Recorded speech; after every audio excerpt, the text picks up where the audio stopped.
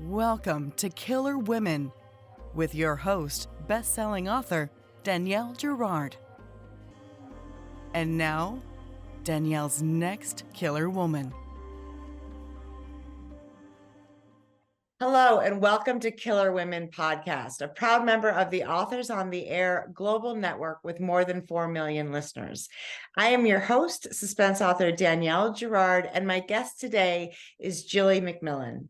Gilly is the internationally best-selling author of What She Knew, The Perfect Girl, Odd Child Out, I Know You Know, The Nanny, and To Tell You the Truth. She resides in Bristol, England, and The MANOR HOUSE is her newest book. Welcome, Gilly. Thank you very much for having me, Danielle. It's so fun. I love the MANOR HOUSE. I have so many things I want to talk about. But first, can you tell our listeners a little bit about the MANOR HOUSE? So the MANOR HOUSE is primarily the story of a young couple called Nicole and Tom. And Nicole and Tom are childhood sweethearts. And they're pretty young still, and they've begun a very ordinary life. They're very much in love with each other. They're starting out. But one day, everything changes because they win the lottery. And like I think many of us might do in that situation, they have a real estate upgrade and they convert some old ruins that are in the grounds of a manor house into their new property, which is it's a glass barn. It's very, very modern and beautiful, and the location is spectacular. So they're very happy. They move in, and the book opens with Nicole coming home one morning, and she enters this new home. It's a smart home. It has an awful lot of features, which Nicole doesn't love, but her husband insisted on. Mm-hmm. So there's music blaring. It's blaring through the house. It shouldn't be doing that if the smart features are working. So she starts to hunt for her husband. He can't hear her calling because the music's too loud. And she works through the house. She's a little tetchy because he's left his coffee cup out. He hasn't made the bed. And eventually she winds up on the balcony of their bedroom, and she looks down, and he's floating in the swimming pool, and he's dead. And the book asks, was he murdered? And if he was, who did it and why? And all the action kicks off from those first few pages. It's so true. And one of the things I love about that scene is it's not just music, it's opera, which I feel like has this, it kind of has this eerie, there's something about opera, right? That if it's really loud and you can't hear it, there was something really sort of eerie and dark about that, Gilly. I loved that. And it made me, I could picture it, right? Because it's a weird, mournful kind of sound in a lot of cases, right? For sure. And also it's got a little bit of an extra meaning in this book because Tom and Nicole are brand new millionaires, and they don't really know how to behave as millionaires. There's no guidebook, right? Mm-hmm. And one of the things they think they should be doing is what they think of as improving themselves. And right. Tom is getting into opera, and that's why it's playing. So they don't even love it. It's just what they think they should be listening to. Right, exactly. They're trying to be cultured. Exactly. Yeah. So I always love to hear from, authors about the seed for the story, sort of where did it, can you sort of help identify where this idea came from and how it sort of developed for you? I love that. Yeah, so I started off thinking about pyramid schemes and not big Bernie Madoff style schemes, but smaller ones, the kind of ones that take place in neighborhoods, primarily often between women, where people start a little business and it pulls people in. They make connections with other family members, with friends, with neighbors. Sometimes it spreads beyond one neighborhood into another. And obviously, when it all falls apart, it wrecks so many lives of people who live in very close proximity and have very strong relationships. Mm-hmm. So I started with that. I wanted to write about that, but necessarily that would need a huge cast of characters, which isn't right that suited to thrillers. So I was grappling with it. I wanted to write about money as a motive, and my agent, I've got to give this one to her, she said, what about writing about a couple who win the lotto? So I had Tom and Nicole already. I already knew who they were, so I just moved them into this book and gave them a lottery win. And I thought I can explore everything to do with money and how money works as a motive. Yeah.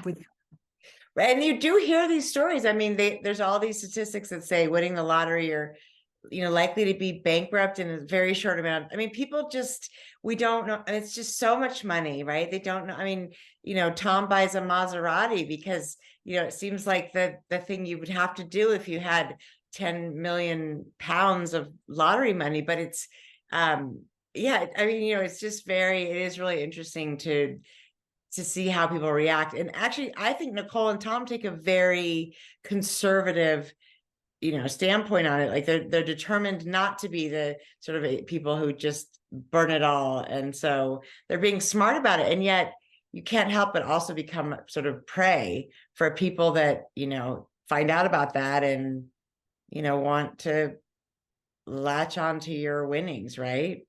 Oh yeah, I think it makes you very, very vulnerable. I mean, I did some fascinating reading about people who win the lottery. My goodness, there's some rabbit holes there that you can go down on the I'll internet.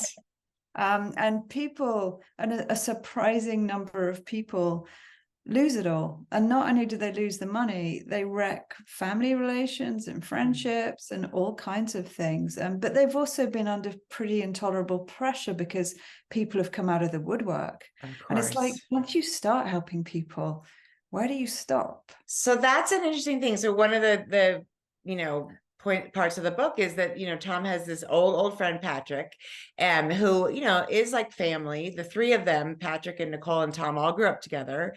And, Tom and Nicole got married. And you can see the dynamic of this. You do a beautiful job of building in sort of that, Patrick's odd man out, right? I mean, they were all friends, but Tom and Nicole got married, and Nicole's protective of Tom and a little bit less sort of, accepting or, tolerates Patrick's, behavior a little bit less. So then Tom's trying to help Patrick and also keep Nicole happy. And, and he becomes this sort of a sore point in their relationship. Because they give him money as a gift. And you'd think whatever they gave him was more than he sort of earned, right? And yet, no, it's not enough. And he is somebody who, of course, always has a scheme about, how to get. I mean, that's the thing, that they're surrounded by people with these sort of schemes. So when you say you had Tom and Nicole already, that's interesting to me. So explain what you mean by that. So when I was trying to develop the book as kind of about one of these neighborhood pyramid schemes, which is, by the way, there's some terrific documentaries on that kind of thing on Netflix. And I had begun to develop characters, and I had begun to develop a few couples, because I think that it's often the women who get involved. It's often housewives who have time on their hands. Mm-hmm. And you can see why, because it gives you connections and it gives you something to do. And often you feel like you're starting your own business and contributing back to your family and all kinds of things. I think women are vulnerable to those schemes in particular. Right. So I had thought up Tom and Nicole, and I'd thought up a few other couples as well, because I wanted to bring marital tensions in as well, because money is such a source of marital tension for so many people. We rarely agree completely with our spouse about everything to do with money, right? And Tom and Nicole, I just fell in love with. I thought they were great. I really liked them. Isn't that funny? So it's, how do you develop character? Are you, do you have tools that you use for this? Are you find their faces in the world, or, do you write about them to develop them? So I'm just curious to know, because everybody does it a little differently. No, I don't do any of that. They just kind of land in my brain. It's almost like they've been living in the back somewhere, and they just step forward and say, "Would be perfect for this book." Yeah. And then as soon as you get to know them and you start to write a little bit, you soon know, I think. I mean, you possibly feel this. You know the ones that you're more drawn to for either out of curiosity or because you share some traits, or or a little of all of it, right? I mean, I think that's absolutely right. And I think, Nicole and Tom are both they're those characters that you root for, and you also think, oh no, why did you do that? I mean, it's sort of that there's they feel very universal. They feel very approachable. And so actually, let's talk about the people that live at the Manor House, right? At the Manor House, we have this sort of young couple. Ollie is a writer, and Sasha is a yoga instructor. And then of course they live there with the housekeeper, caretaker Kitty. And that is an interesting dynamic too. I mean, the idea that isn't, they don't own the home, but they've lived there, and that's its own sort of stressor, right? Because they really don't have, she makes a little bit of money teaching yoga. He doesn't make any money yet, because as we appreciate, he's writing his first book, right. And that is not a lucrative endeavor at the beginning. So, so they too have a very different kind of money stress, right? Really no money of their own. They're sort of depending on different people. And even as a yoga instructor, you sort of are depending on these clients.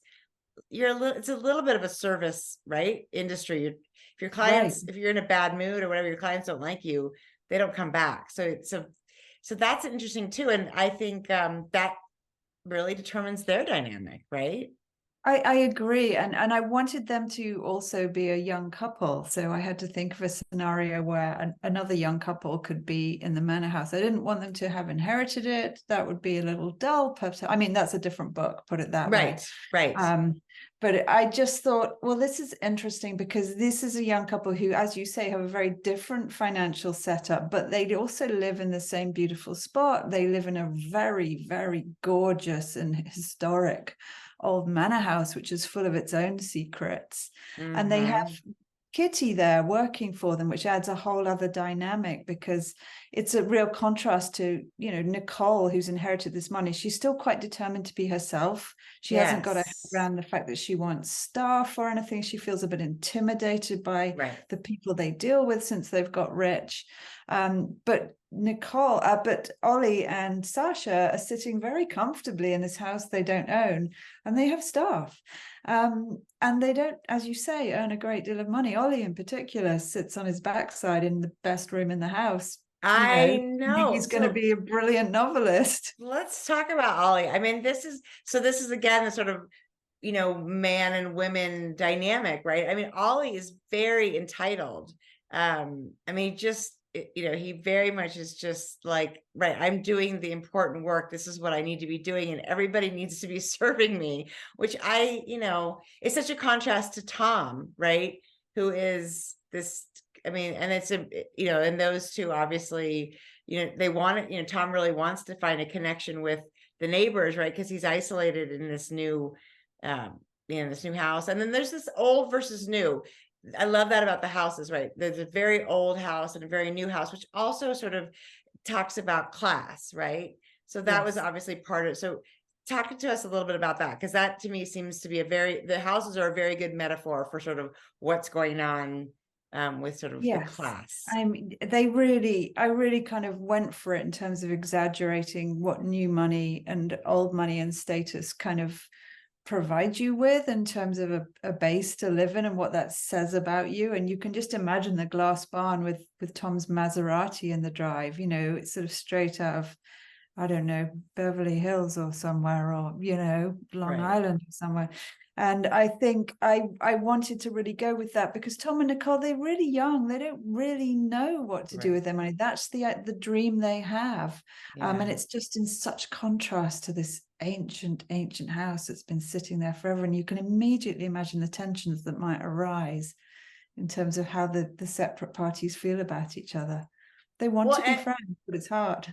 Right. And Tom and Nicole bought this piece of property from the Manor House. So really they have sort of settled new money on this recently purchased land, taken from old money. There's a lot of really wonderful layers to that. And the relationship between the women is interesting too. I mean, the idea that Kitty is this much older, woman, and Sasha is sort of she's the head of the house, like the woman of the house, and yet that feels sort of backwards too. And Sasha isn't always very comfortable. She acts at sometimes very comfortable with bossing Kitty around, and at other times worrying that like she doesn't really have control of the situation and of her staff, right?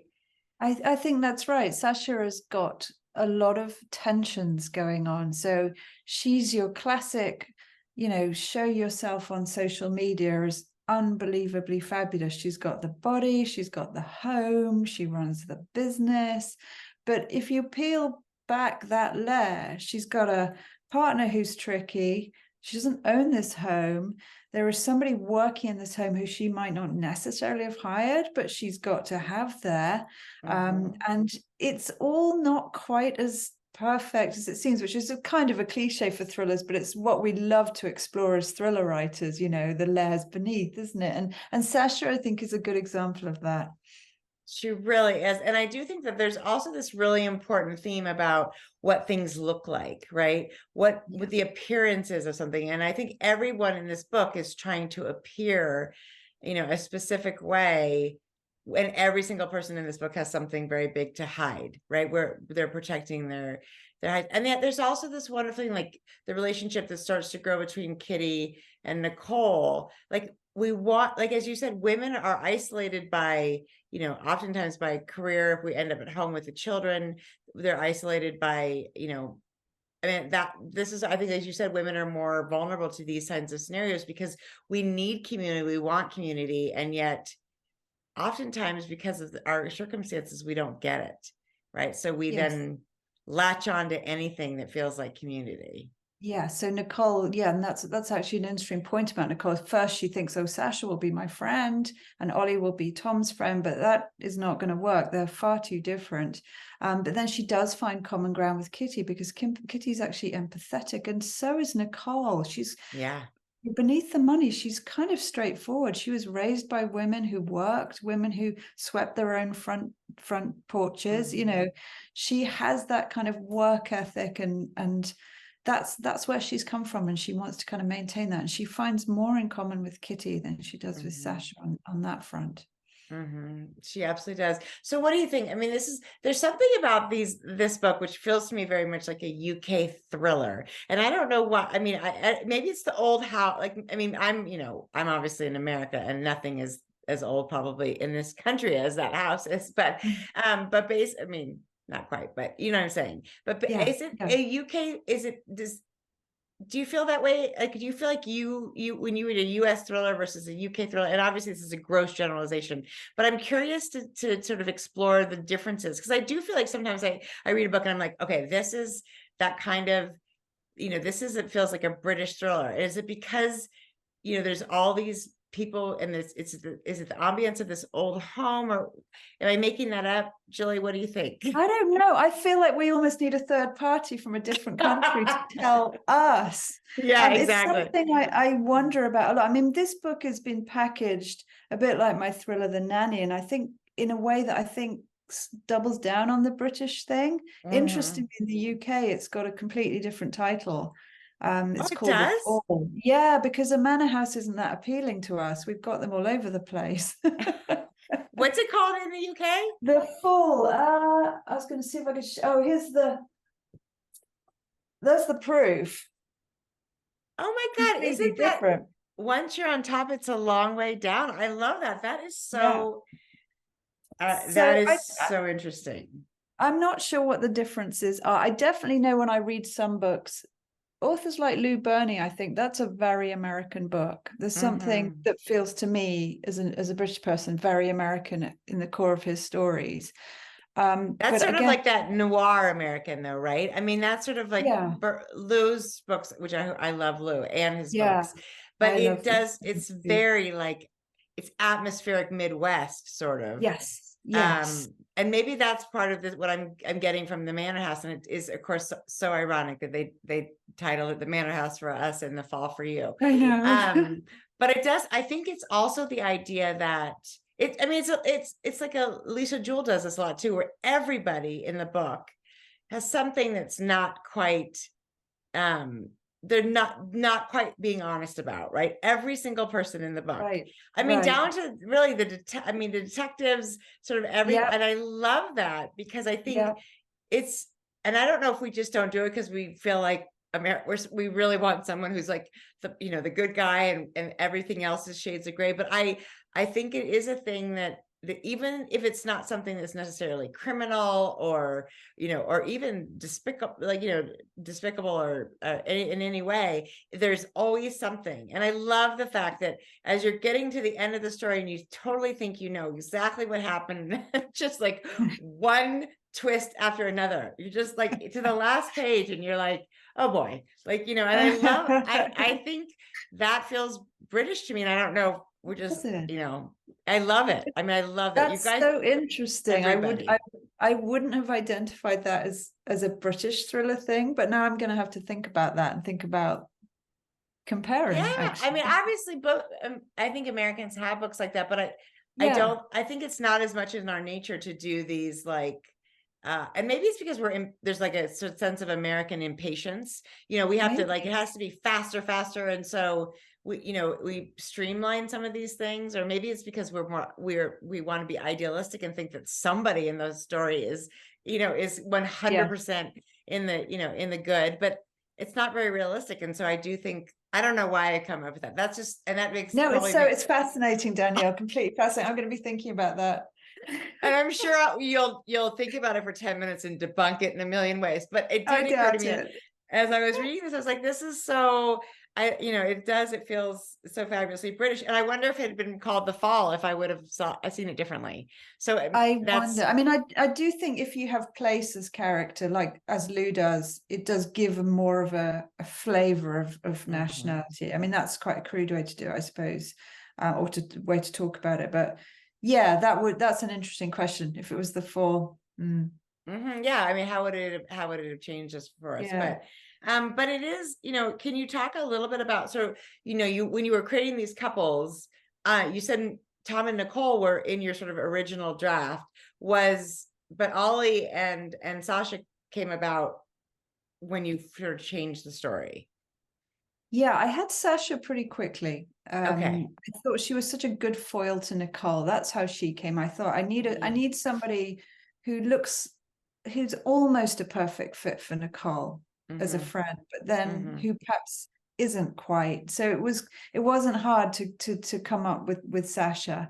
Ollie took me a while because I've written about a writer before. I thought, shall I? And then I thought, it's too tempting with a manor house and the fact that he doesn't have to earn at this moment. And I was just thought, no, it's great. It's the perfect setting for him. And he's a pain. He's a pain. Yes, he's such a pain. Isn't that funny? And his sort of, and you have to read the book, so I'm not going to say anything, but the level of entitlement is sort of just through the course of the book, like it's like very clearly he's an incredibly smart person, but he's not that bright about a few things, right? He's not very self-aware,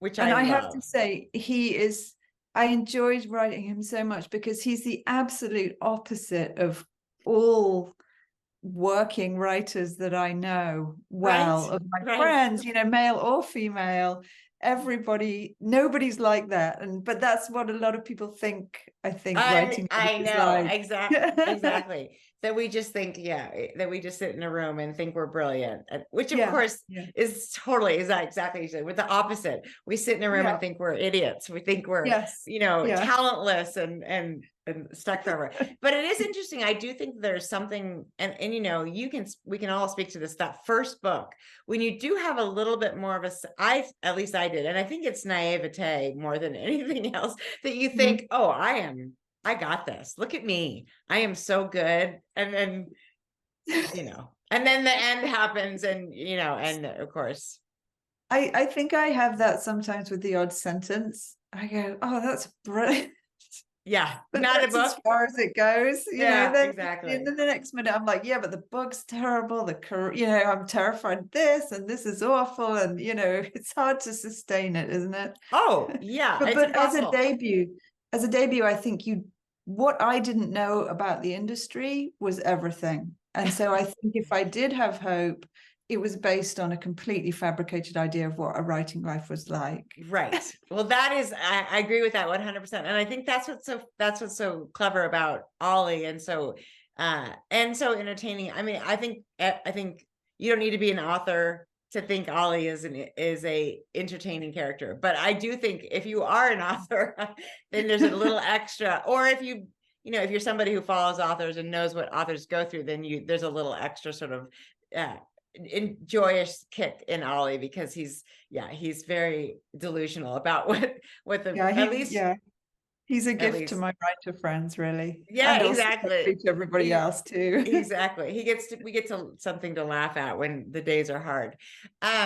So tell us, I mean, are these out the same time is it in the UK and the US? No, the UK edition came out much earlier this year, and it's coming out in paperback in a really different cover, actually, a really cool cover with the swimming pool on it and the body in it. It's coming out in February in paperback here, so it's on a very different schedule. Isn't that so? I find that really interesting. That's got to be a little hard. You're like, I already did this book, and now I'm so you must, I mean, so tell us what's coming next, because it sounds like it should be, you got something in the hopper, I'm sure.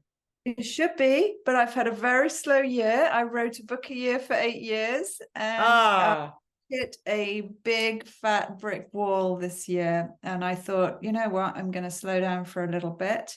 So I do have something new in the works. I am very excited about it. It is a thriller. It's a little bit different from what I've been doing, and that's about all I can say about it. I'm about to send it to my agent, so we'll find out. Well, let's actually, though, I think let's talk about that for a second, Gilly, because one thing that we don't often talk about, and every one of us has gone through, is that like, this is not sustainable. This one book a year. I mean, I know the business wants it, readers want it. I mean, obviously we love the idea of it, but to get one book out a year, how much time off do you have? I mean, none, if you're doing a book a year, because by the time you finish promotion, or even by the time you finish, before you've done copy edits and proofread, you have to be thinking about the next one. And that's how I do it anyway. I don't know about you. How long does it take you to write a draft? I mean, the problem with me is I'm a quick drafter, but then usually I have to throw the entire draft away. So, 4 or 5 months, and then I have to shred it, and it takes 4 or 5 months to redo it. I mean, it's not sustainable. And I did realize that I do not have a book coming out in 2024. And I did realize we have that a club we can start, Danielle. See you in 2025. Exactly. See you in 2025. I mean, I'm hoping. I'm still anyway, but it's neither here nor there. But I do think, I talked to another friend about this yesterday.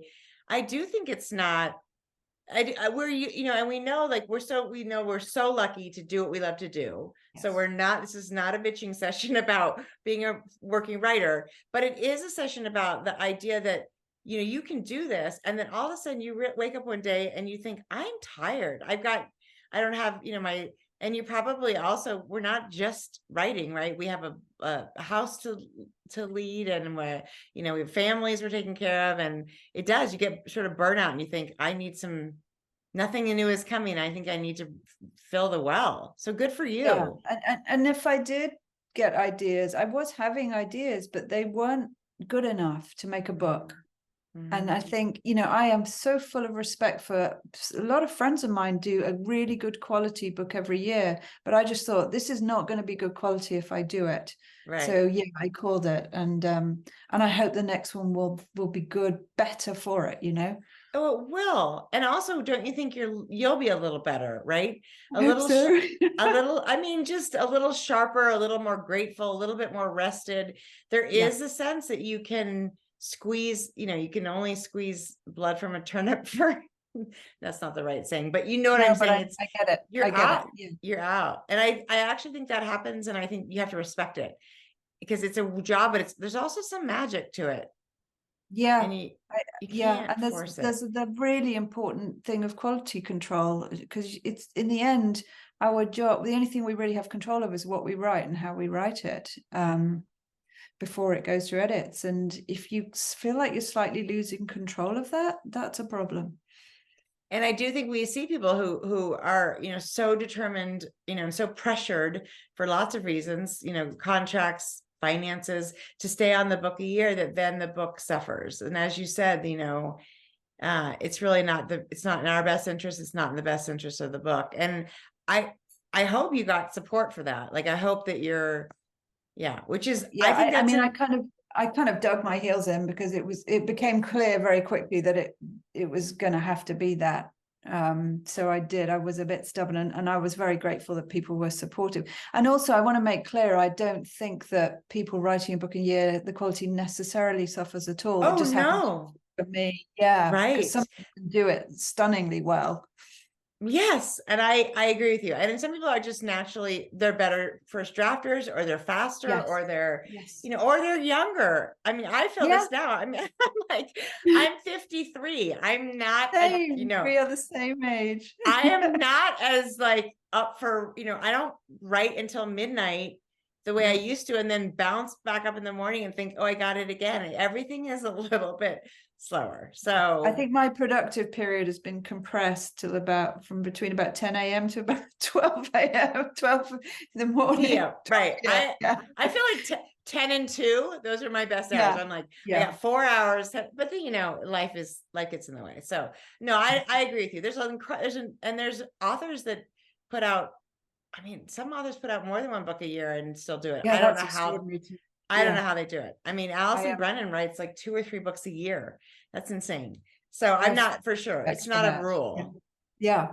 I wish I was one of them, but I am definitely not. So, but okay, so we have this, America, you have this to look forward to if you haven't already snapped it up. But I know it's out already in the US, because I know our interview's a little bit later than I wanted to get it in. But I'm so glad we did. I love that it's called The Fall. It's such a different, this is probably what makes me think of a British novel. Look at it looks like it's raining, and it's it's got the fog and the manor house and the woods. Anyway, they did a great job. I love that there's a total difference. Sorry, I lost you there a second, Danielle. I saw it. I went a little unstable there. I was just saying that I think this is what made me think probably of British novels, is this eerie, foggy, wet cover, right? I mean, it looks like it. I love it too. They showed me a version that, sorry, carry on. No, go ahead. They showed you a version. They showed me a version that was kind of green, which was very beautiful, but we went with that just because of the atmosphere. Yes, I like the gray. In fact, sometimes I try to think about matching. Here I am in my cozy, because it's actually raining. I'm in Montana, and it should be snowing, but it's raining, so it feels like this kind of day. Yeah. Time to get a cup of tea. Well, you're done with your day, I hope. So I'm done. I'm nearly done. Yeah. So it's definitely time for a cup of tea. I'm so excited. I think people will, if you haven't read it, Gilly Macmillan, and this is my first of your books. So I've seen you everywhere, but I just hadn't had an opportunity to read you yet. And now well, thank you. Thank you for reading it. Very much looking forward to going back to the others, and good luck with your new project. I say congratulations for recognizing that you needed to take more time. And I know it will serve the book and it's what you needed. Thank you. Thank you. It's good to hear from somebody who gets it. Yeah, this has been that year for me too. So I absolutely get right back at you then. Yeah. Thank you. We'll get there. Well, 2025 will be our year. We will. So everyone, this has been Gilly Macmillan, and Gilly with a G, if you're looking for her online and you're listening. Gilly Macmillan's The Manor House, such a wonderful atmospheric read. And Gilly's obviously brilliant. It was so fun to have you on the show today. Thank you. Thank you so much for having me. I really appreciate it. And we will see you next time on Killer Women. Bye.